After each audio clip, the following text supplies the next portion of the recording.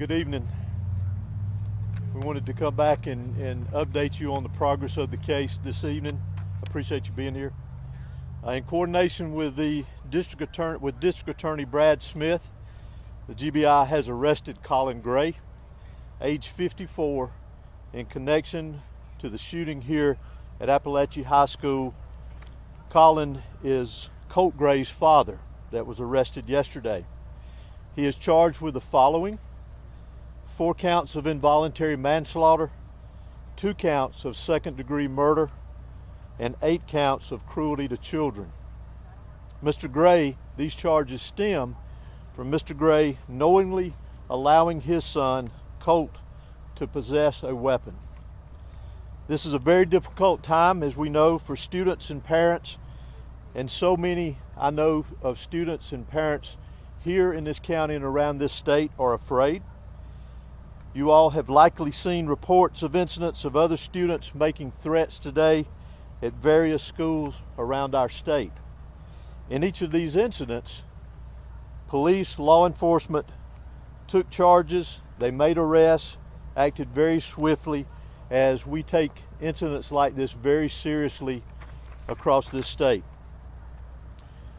This is a time for all of us as a community and a state to come together and remain vigilant. Students must be supported and encouraged here in this community and across this state to contact a member of their school faculty with any and all concerns of suspicious activity that they may see. Local, state, and federal law enforcement will continue to work together around the clock in relation to this incident here and any other incidents that come up around this state that raise concern to the safety of our students, faculty, and citizens here in the state of Georgia. Additionally, Colt Gray, that was arrested yesterday for this incident, has now been charged with 4 counts of felony murder. And again, we will continue to work tirelessly to complete this investigation as we move forward. I will go ahead and mention to you, and as I say sometimes, I'm going to go ahead and apologize to you. As y'all all know, that this is a murder investigation. It is a very serious investigation, one that we take serious, one that we will continue to diligently work on and be very thorough with it, with the GBI and our local partners here. So you'll have to forgive us if we don't answer a lot of the questions that you ask. I know you have many, and we wish we could answer many of them for you, but we still obviously want to maintain the integrity of this investigation because it has a long way to go for it to be finished.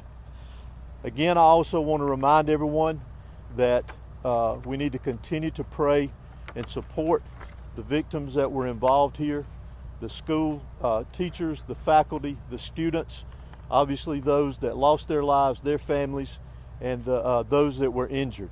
So I'd like to call on the sheriff to come and give you a brief update on the status of those that were injured from yesterday's event. Thank you.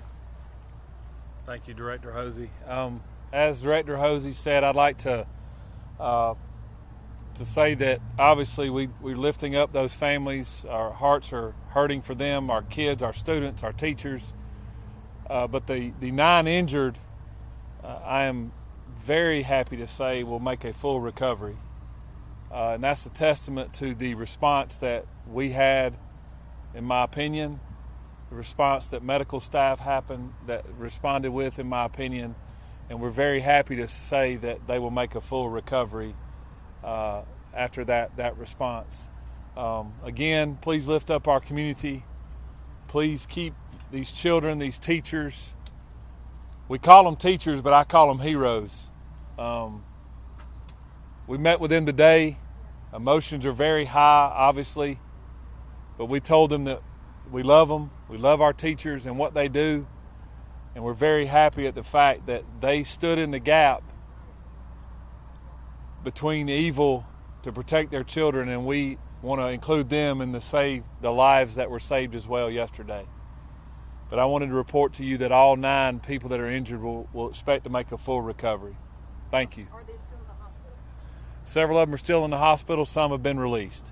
And Director, can you please explain, did the father actually give the gun to the suspect? Well, I'm gonna leave it as how I mentioned it in the release, that he knowingly allowed him to possess the weapon. Director, can you tell us about how the arrest happened today? Did he turn himself in? Did you guys make contact with them? How did that go with investigators this afternoon with that arrest? I'm honestly not familiar with the details. All I can tell you is that he is in custody at this time. And is it likely anyone else will be arrested in this case? It's difficult to say at this point in time. We're obviously still investigating this, following all leads, all evidence, and we'll set to see where it takes us as we progress forward. The arrest was made when we had the probable cause to make the arrest. Do we know when his first court appearance will be? I'm not sure. No, ma'am. Did the dad bring him to school? I'm not sure about that either. I'm sorry. Are you able to explain the charges and how he has more charges than suspected? Not in great detail. The biggest thing, as I mentioned earlier, is that he is in custody at this point in time.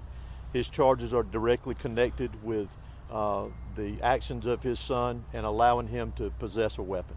Sheriff, will he be housed in your facility? Is that where he'll be held? How does that move forward?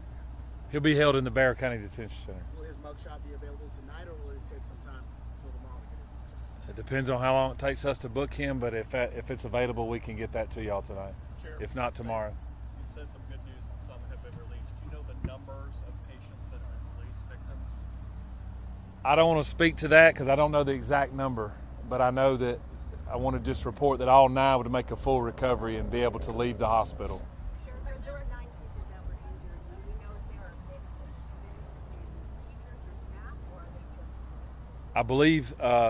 I believe 2 were adult teachers, and the rest, which would be 7, would be students. Director, can you tell us whether there's precedent for charges like this? I'm sorry? Can you explain whether there's precedent in the state of Georgia as far as the GBI is concerned for the father or parent to charge for the crime? I don't have any details on any history of it, but I would venture to say it's not something new. Can you tell us about the evidence that led to these charges? No, ma'am. That's part of the ongoing investigation. I apologize. Sheriff, after all this time with him being able to talk with investigators, you were pretty strong yesterday. We were saying this was an evil act.